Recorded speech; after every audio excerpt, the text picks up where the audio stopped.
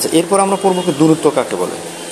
সরল বা বক্রপথে কোনো বস্তুর আদি অবস্থান থেকে শেষ অবস্থান পর্যন্ত অতিক্রান্ত পথকে দূরত্ব বলে। তাহলে কি সেটা সরল পথেও হতে পারে, বক্রপথেও হতে পারে। কোনো বস্তুর আদি অবস্থান থেকে শেষ অবস্থান পর্যন্ত অতিক্রান্ত পথকে দূরত্ব বলে। আচ্ছা, দূরত্ব শুধুমাত্র একটা স্কেলার রাশি, অর্থাৎ দূরত্বকে শুধু মান দ্বারা প্রকাশ করা যায়, দিকের কথা বিবেচনা করা যায়। ওকে, এরপরে কি বলবো, সরণ কাকে বলে। সরণ হলো কোনো বস্তুর আদি অবস্থান থেকে শেষ অবস্থান পর্যন্ত সরল রৈখিক দূরত্বকে সরণ বলে।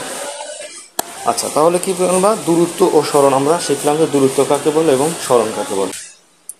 আচ্ছা, এরপর আমরা পড়ব কি দূরত্ব কাকে বলে। সরল বা বক্রপথে কোনো বস্তুর আদি অবস্থান থেকে শেষ অবস্থান পর্যন্ত অতিক্রান্ত পথকে দূরত্ব বলে।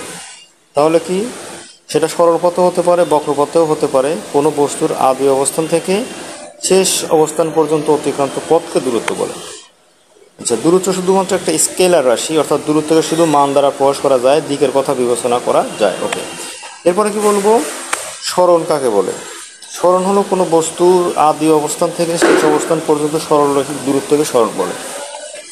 আচ্ছা, তাহলে কি বলবা, দূরত্ব ও সরণ আমরা শিখলাম যে দূরত্ব কাকে বলে এবং সরণ কাকে বলে।